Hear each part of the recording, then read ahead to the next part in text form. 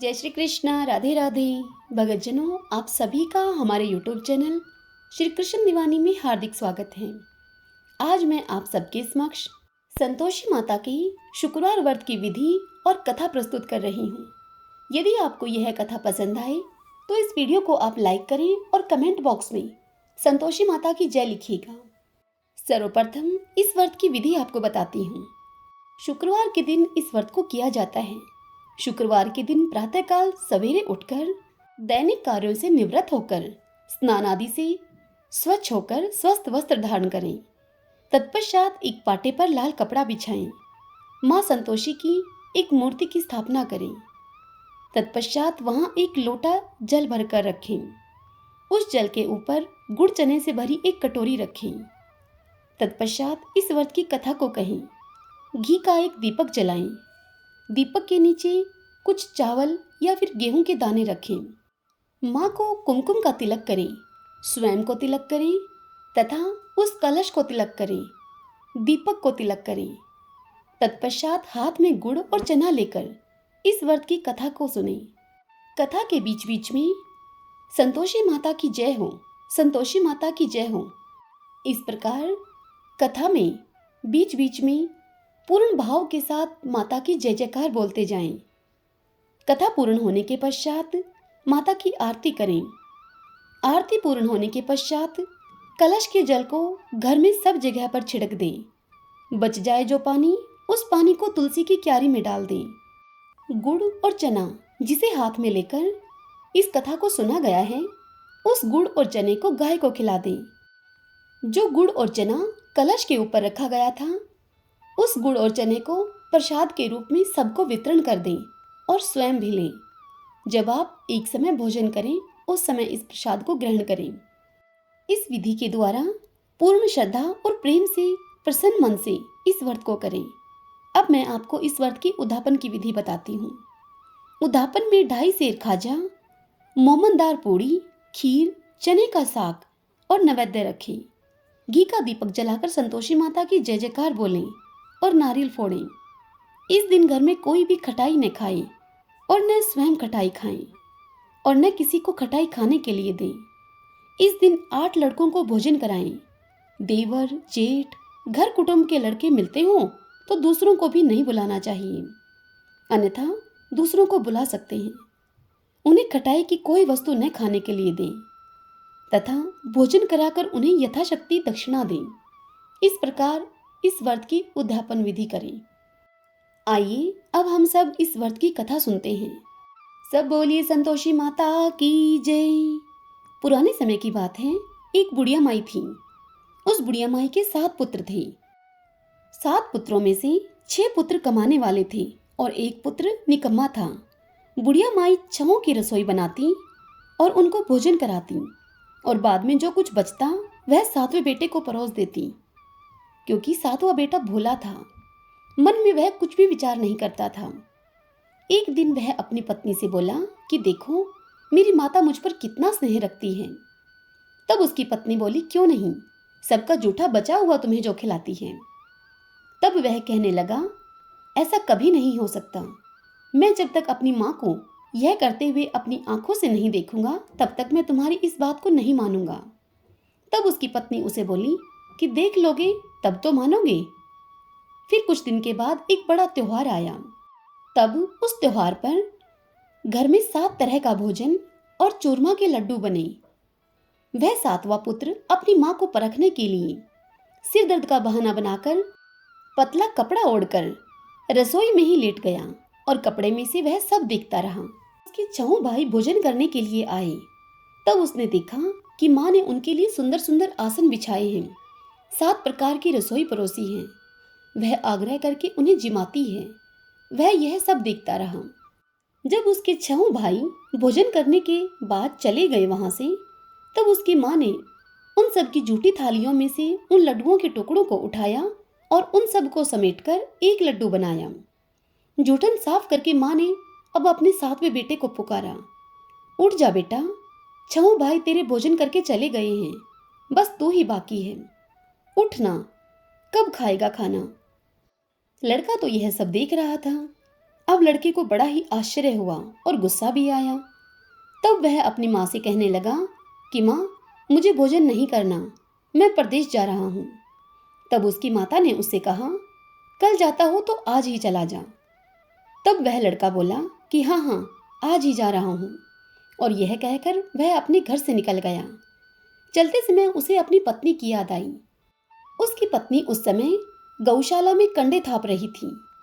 वह वहां जाकर अपनी पत्नी से बोला, हम जावे परदेश को, आवेंगे कुछ काल, तुम रहियो संतोष से, धर्म अपनो पाल। तब वह बोली, जाओ पिया आनंद से, हमरो सोच हटाए, राम भरोसे हम रहें, ईश्वर तुम्हें सहाय। देवो निशानी आपनी, देख धरू में धीर, सुधी हमरी न बिसारियो, रखियो मन गंभीर। तब वह लड़का अपनी पत्नी से बोला कि मेरे पास तो कुछ नहीं है, यह एक अंगूठी है, सो ये तुम ले लो और अपनी कुछ निशानी मुझे भी दे दो। तब उसकी पत्नी बोली कि मेरे पास तो क्या है, यह गोबर भरा हाथ है। यह कहकर उसकी पत्नी ने उसकी पीठ पर गोबर के हाथ की एक छाप लगा दी। तत्पश्चात वह लड़का वहां से चल दिया। चलते चलते वह दूर देश में जा पहुंचा। वहां एक साहूकार की दुकान थी। वह लड़का दुकान पर जाकर कहने लगा कि भाई, मुझे नौकरी पर रख लो। साहूकार को एक आदमी की जरूरत थी। तब साहूकार उसे बोला कि रह जा। तब लड़के ने उससे पूछा कि तनख्वाह क्या दोगे? तब साहूकार ने उससे कहा कि काम देखकर दाम मिलेंगे। साहूकार के यहाँ उसको नौकरी मिल गई। अब वह लड़का सुबह 7 बजे से लेकर रात तक नौकरी करने लगा। कुछ ही दिनों में दुकान का सारा लेन देन का हिसाब किताब, ग्राहकों को माल बेचना, सारा काम वह करने लगा। उस दुकान के साहूकार के 7-8 नौकर थे। अब सभी सोच में पड़ गए कि यह तो बड़ा ही होशियार बन गया है। साहूकार ने भी उसके काम को देखा और 3 महीने में ही उसे आधे मुनाफे का साझेदार अपने साथ बना लिया। और अब समय बीतने के साथ साथ वह लड़का 12 वर्ष में एक नामी सेठ बन गया और साहूकार का सारा कारोबार अब उसके ऊपर छोड़कर साहूकार बाहर चला गया। उधर उस लड़के की बहू पर क्या बीती वह सुनिए। सास ससुर उसे दुख देने लगे, उससे घर का सारा काम करवाते और फिर उसे लकड़ी लेने के लिए जंगल में भेज देते।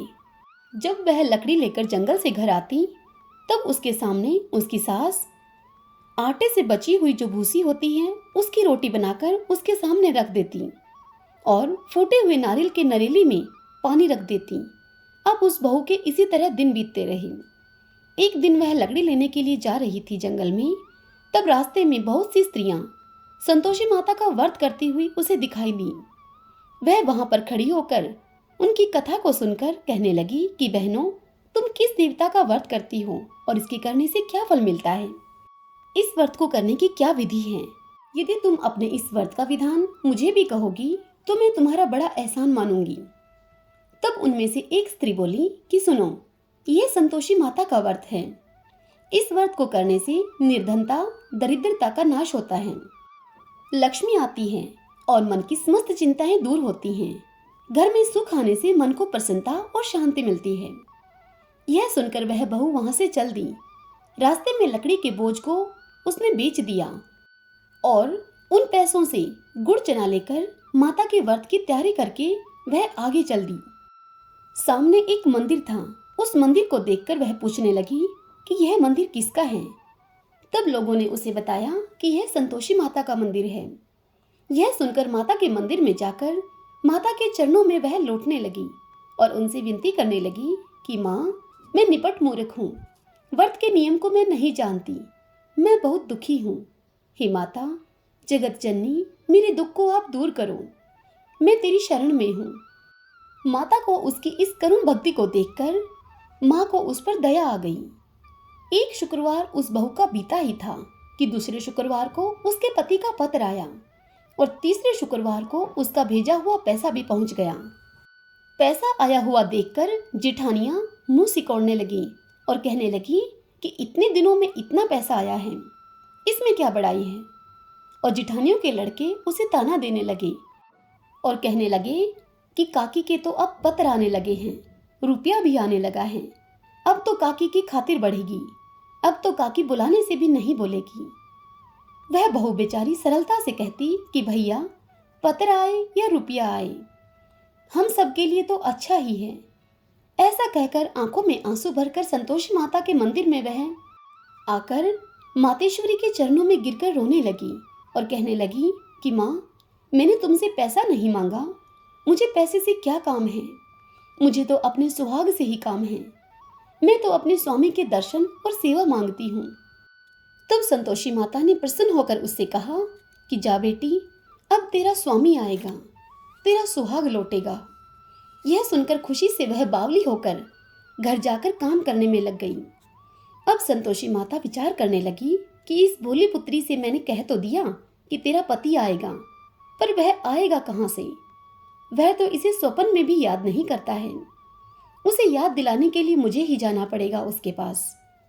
इस तरह संतोषी माता उसके पति के स्वप्न में प्रकट होकर उससे कहने लगी कि साहूकार के बेटे, सोता है या जागता है? तब वह लड़का बोला कि माता, सोता भी नहीं हूं और जागता भी नहीं हूं, बीच में हूं, कहो क्या आज्ञा है मेरे लिए। तब संतोषी माँ उससे कहने लगी कि तेरा घर बार कुछ है या नहीं? तब वह लड़का बोला कि मेरा तो सब कुछ है, माँ बाप हैं, भाई बहन हैं, पत्नी भी है, क्या कमी है मेरे पास? तब संतोषी माँ उससे बोली कि भोले बेटे, तेरी पत्नी घोर कष्ट उठा रही है, तेरे माँ बाप उसे दुख दे रहे हैं, वह तेरे लिए तरस रही है, तो उसकी सुध ले जाकर। तब वह लड़का बोला कि माता, यह तो मुझे मालूम है, परंतु जाऊं कैसे? परदेश की बात है, लेन देन का कोई हिसाब नहीं, जाने का कोई रास्ता नजर ही नहीं आता, कैसे चला जाऊं? तब संतोषी माँ उससे कहने लगी कि मेरी बात मान, सवेरे नहा धोकर संतोषी माता का नाम ले, घी का दीपक जला, दंडवत करके दुकान पर जाकर बैठना। तेरे ऐसा करने से देखते ही देखते तेरा सब लेन देन चुक जाएगा, तेरा माल बिक जाएगा, शाम होते होते धन का ढेर लग जाएगा तेरे पास। तब वह सवेरे सुबह जल्दी उठा, नहा धोकर संतोषी माता को दंडवत प्रणाम करके घी का दीपक जलाकर वह दुकान पर जाकर बैठ गया। थोड़ी देर में ही वह क्या देखता है कि देने वाले रुपया लाए, लेने वाले हिसाब लेने लगे। कोठे में भरे सामानों के खरीदार नगद दाम में सौदा करने लगे। शाम तक धन का ढेर लग गया। माता का यह चमत्कार देखकर वह लड़का बड़ा खुश होकर मन में माता का नाम लेकर घर ले जाने के वास्ते गहना और कपड़ा खरीदने लगा अब, और वहां के काम से निपटकर वह घर के लिए तुरंत रवाना हुआ। उधर उसकी बहू बेचारी जंगल से लकड़ी लेने जाती है। लौटते वक्त माताजी के मंदिर में वह विश्राम करती है। माता का वह मंदिर उस बहू के रोज रुकने का स्थान था। दूर से धूल उड़ती देखकर वह माता से पूछती है, हे माता, यह धूल कैसे उड़ रही है?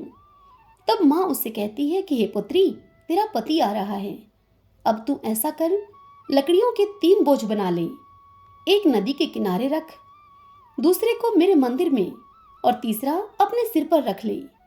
तेरे पति को लकड़ी का गट्ठा देखकर मोह पैदा होगा, वह वहां रुकेगा। खाना खा पीकर वह अपनी माँ से मिलने के लिए जाएगा। तब तू लकड़ी का बोझ उठाकर वहां जाना और घर के आंगन में, घर के बीच में ही उस लकड़ी के गट्ठे को डालकर 3 आवाजें जोर से लगाना, लो सासू जी, लकड़ियों का गट्ठा ले लो और भूसे की रोटी मुझे दो और नारियल के खोपरे में पानी दो, आज मेहमान यह कौन आया है, इस प्रकार कहना। माँ की इस बात को सुनकर वह बहू कहने लगी कि बहुत अच्छा माता। इस प्रकार कहकर प्रसन्न मन से उसने लकड़ियों के 3 गट्ठे बनाए।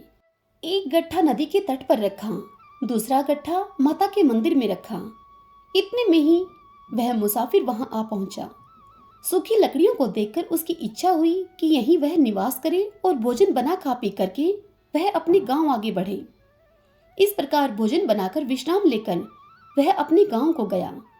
सबसे प्रेम से वह मिला।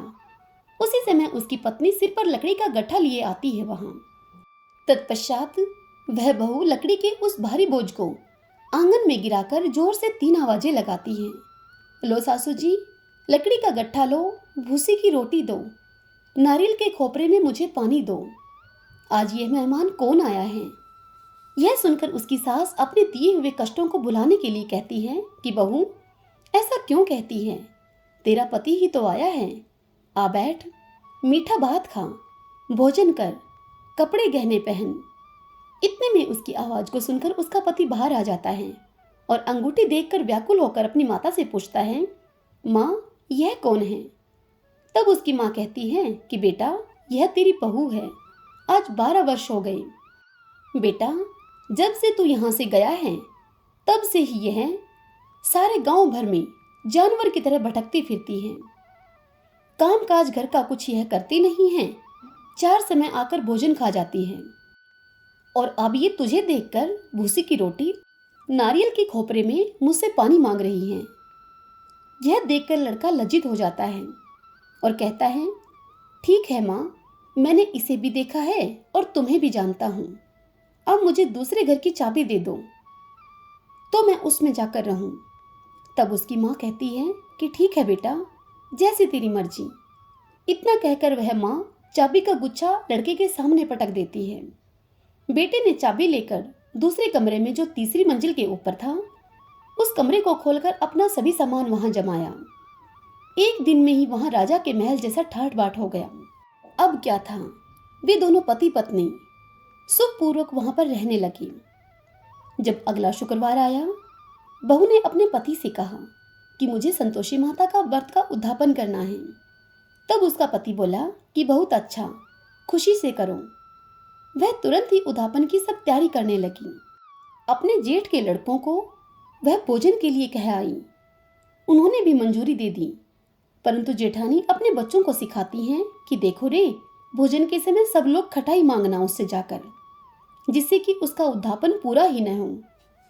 जब लड़के जिमने के लिए गए तो खीर उन्होंने पेट भर के खाई, परंतु याद आते ही वह कहने लगे कि काकी, हमें कुछ खटाई दो, खीर खाना हमें भाता नहीं है, इसे देखकर हमें अरुचि होती है। तब वह बहू कहने लगी कि खटाई किसी को नहीं दी जाएगी, यह संतोषी माता का प्रसाद है। यह सुनकर वह लड़के उठ खड़े हुए और बोले कि ठीक है, पैसा ही दे दो। भोली बाली बहू कुछ जानती नहीं थी, सो उसने उन लड़कों को पैसे ही दे दिए। लड़के उसी समय उठकर इमली लाकर खाने लगे। यह देखकर बहू पर माताजी ने क्रोध किया। राजा के दूत उसके पति को पकड़कर ले गए। जेठ जेठानी मनमाने खोटे वचन उससे कहने लगे और बोले कि लूट लूट कर धन इकट्ठा करके लाया था, इसीलिए ही तो राजा के दूत उसको पकड़ कर ले गए हैं। अब यह सब पता चल जाएगा जब वह जेल की हवा खाएगा। बहू से जेठ जेठानियों के यह वचन सहन नहीं हुए। वह रोती रोती मंदिर में गई और बोली, हे माता, तुमने यह क्या किया? हंसाकर अब क्यों रुलाने लगी हो मुझे? तब संतोषी माता बोली कि पुत्री, तूने उद्यापन करके मेरा व्रत भंग किया है। इतनी जल्दी सब बातें तूने कैसे भुला दी? तब वह बहू कहने लगी कि माता, भूली तो नहीं हूं, न कुछ अपराध किया है, मुझे तो लड़कों ने भूल में ही डाल दिया। मैंने भूल से उन्हें पैसे दे दिए, मुझे क्षमा करो माँ। तब माँ बोली, ऐसी भूल भी होती है क्या? तब वह बोली कि मुझे माफ कर दो, मैं फिर तुम्हारा उद्यापन करूंगी। तब माँ बोली, अब भूल मत करना। तब बहू बोली कि अब भूल नहीं होगी। माँ, अब बताओ कि वे कैसे आएंगे? तब संतोषी माँ उसे बोली कि जा पुत्री, तेरा पति तुझे रास्ते में ही आता हुआ मिलेगा। यह सुनकर वह बहू अपने घर की ओर चल दी। राह में उसको उसका पति आता हुआ मिला। तब उसने अपने पति से पूछा कि तुम कहाँ गए थे?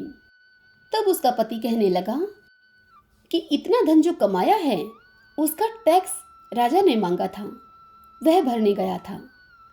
तब वह प्रसन्न होकर बोली कि भला हुआ, अब तुम घर को चलो। कुछ दिन बाद फिर शुक्रवार आया। वह अपने पति से कहने लगी कि मुझे माता के व्रत का उद्यापन करना है। तब उसका पति बोला, ठीक है, करो।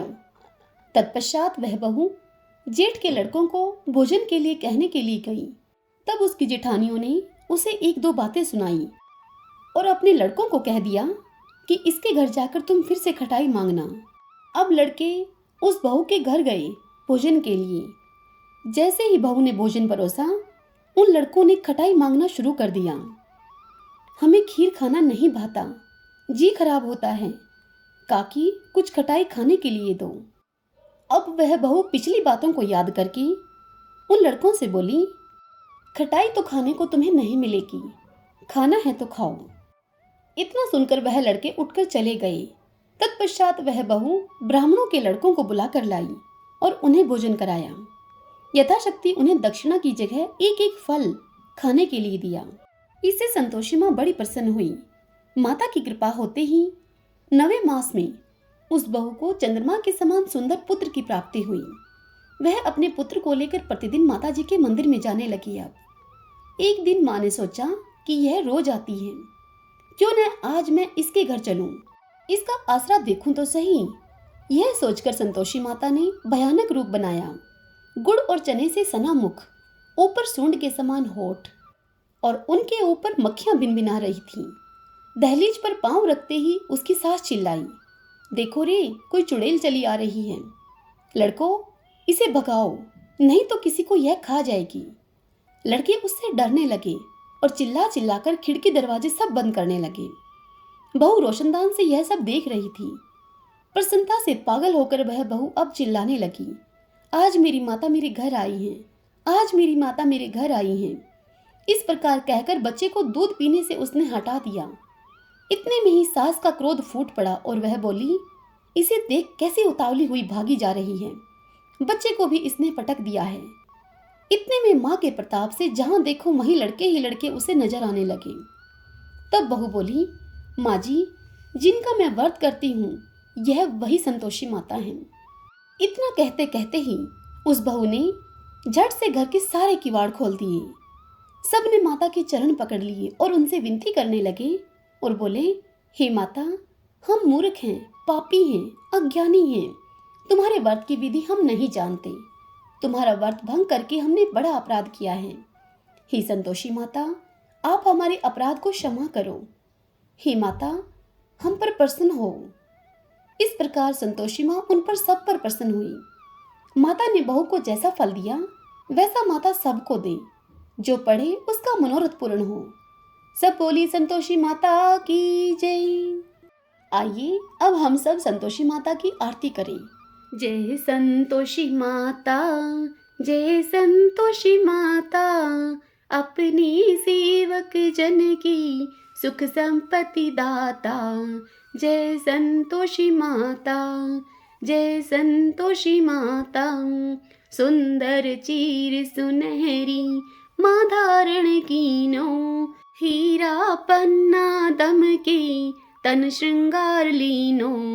जय संतोषी माता, जय संतोषी माता, गेरू लाल छटा छवि बदन कमल सोही, मंद हसत करुणामयी त्रिभुवन जन मोही।